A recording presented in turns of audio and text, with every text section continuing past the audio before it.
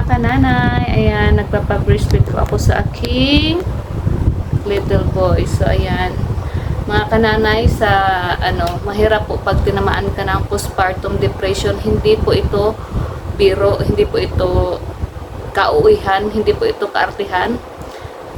Mahigpit na yakap po sa mga nanay na nakaranas ng ganun. Dahil ako po mismo, naranasan ko po yan sa sarili ko. So, kay Pablo, yung sa panganay ko, naranasan ko po magkaroon ng postpartum depression. Ang swerte nyo po pag hindi nyo naranasan yung ganun. At sa mga nakaranas po, mahigpit na yakap po sa inyo. May mga iba po talaga na hindi nila kinaya, hindi nila nakayanan. Paano ko po nasabing naranasan ko kasi parang pakiramdam ko parang pasan ko ang buong mundo. Parang ang lungkot-lungkot ko sobra at kung ano-ano na yung pumapasok sa isip ko. Ang layo po ng tingin ko kahit wala akong tinatanaw, ang layo po ng tanaw ko. Tapos may mga nag-uusap sa isip ko, may nagtatawanan. Tapos minsan para inuutosan ako na tapusin ko na yung sarili ko. Tapos minsan parang inuutosan ako na may gawin akong masama sa anak ko. Tapos ayun, bigla na lang po akong umiiyak, tapos tumatawa, tapos nagagalit. Ganun po yung nararamdaman ko. Tapos yung asawa ko, chine-cheer up niya ako na labanan ko kasi kawawa yung bata, kawawa si Pablo, na paano na lang pag nawala ako, baby pa yung anak ko. So mas malaking tulong po talaga yung meron pong tao na nakakaintindi at iniintindihin ka kung ano yung pinagdadaanan mo, kasi hindi po talaga biro ang magsilang, hindi po biro ang manganganak. Kaya sana sa mga tatay o sa mga kasama sa bahay, lawakan nyo pa po ang pag-intindi. Pasensyahan nyo sila kasi hindi po nila, kahit sila mismo hindi nila alam ano po yung nararamdaman nila. Hindi nila makontrol yung emosyon nila. Kasi ako po talaga may mga tumatawa sa isipan ko, may nag-aaway, tapos parang may sa kabilang side parang may demonyo, tapos sa kabila meron namang angel na ang sabi ng bad side na tapusin mo na yung sarili mo. Total, parang ang lungkot-lungkot mo naman, para mas okay siguro pag tinapos mo na yung sarili mo para wala nang problema. Tapos yung kabilang side naman, sabihin huwag mong gawin yan kasi masama yan. Tapos sa mga bumubulong-bulong sa isip ko, naguguluhan po ako. At pagkatapos tingnan ko yung anak ko, kung ano-ano yung pumapasok sa isip ko. Tapos syempre, wala ka pang tulog, puyat ka pa. Tapos lalo pag madaling araw, talaga yun yung gising ng mga baby. Tapos sabi ko pa nga na tumahimik ka dyan, ihagis kita sa labas, ihagis kita sa bintana kung ayaw mong tumigil.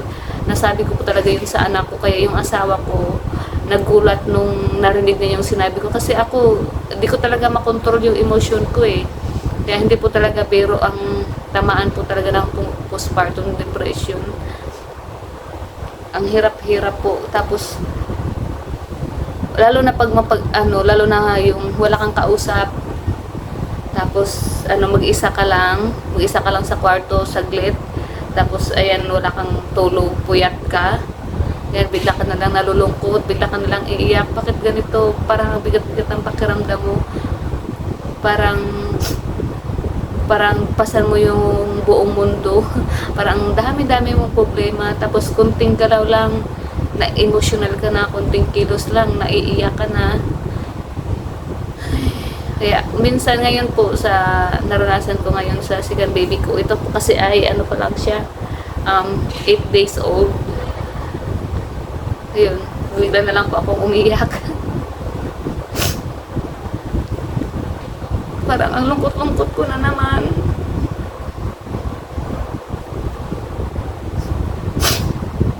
Tapos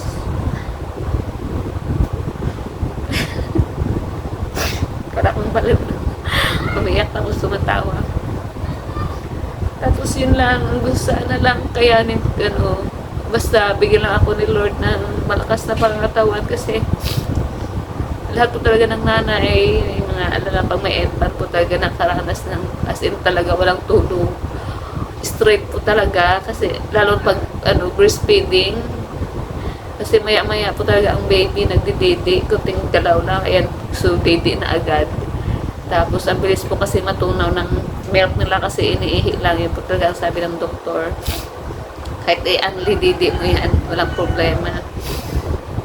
Kaya sana bigyan lang ako ni Lord ng malakas na pangatawan kasi ang sakit po talaga ng katawan ko. Wala. Minsan, yung tahi pa. Pero normal po ako. Normal po yung delivery ko. Pero syempre, may tahi pa din. Tapos, ayun, dinudugo pa rin ako. Tapos, minsan nga, napagbuntungan ko ng galit yung panganay ko kasi puting galaw. Ayun, nainis ako. Lagi ko siya napapagalitan. Si Pablo, nag-a-adjust pa rin po siya kasi sa kanya lang yung attention. Tapos ngayon, may baby ng maliit. Parang hindi na sa kanya nakapokus. Kaya minsan, sinasabi ni Pablo sa akin, araw-araw niyang sinasabi sa akin na, I miss you, Mommy. Kaya, nasasaktan din po ako kasi, sinabi na lang na anak ko, siguro pakiramdam niya. Inabandona na siya ng nanay niya.